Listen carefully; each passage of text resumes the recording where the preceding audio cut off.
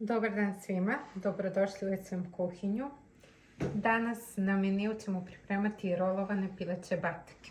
Tako da ostanite sa nama i pogledajte recept do kraja. Ovdje imamo očišćene pileće batake. Potrebno nam je, sam propržila blitvu sa belim lukom. Dodala sam malo soli i bibera. Ovdje imamo rendano kačkavalja. Od začina ćemo samo dodati sol, vegetu i biber. Prvo što radimo, začinit ćemo batake. Dodat ću malo vegete, malo soli. Sada ćemo okrenuti lepo i sa druge strane.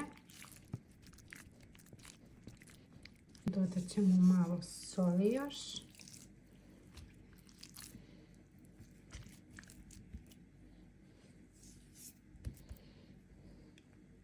Još malo vegete i mlevenog crnog bibera.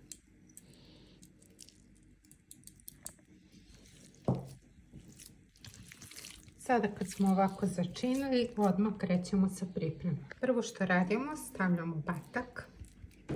Zatim ću dodati prvo kačkavalja.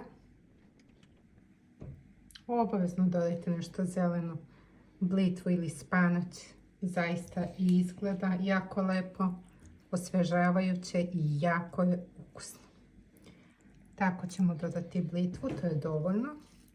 I sada ćemo samo jednostavno urolati. I ono što odmah radimo,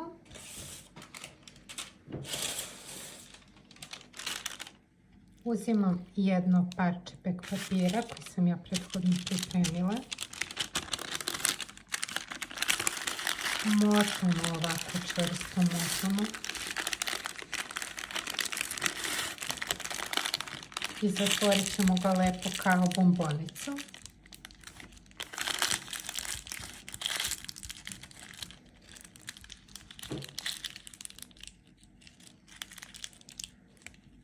I tako ćemo motati svaki nared. Kada sam ih ovako lepo sve pripremila, ja sam ih zavezala končićem da se lepo zategnu, da bi nam bili lepi. Ovdje mi je naravno nestalo, pa sam umotala folijom, moramo se snaći.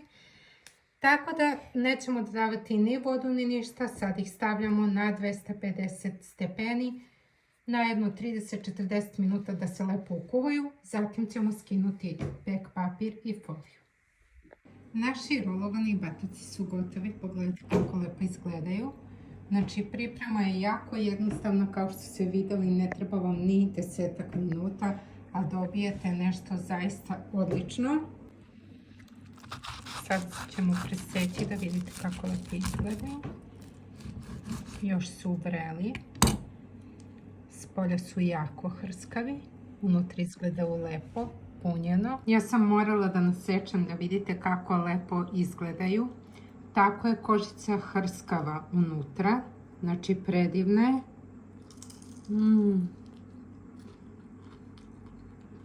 Nadam se da čujete.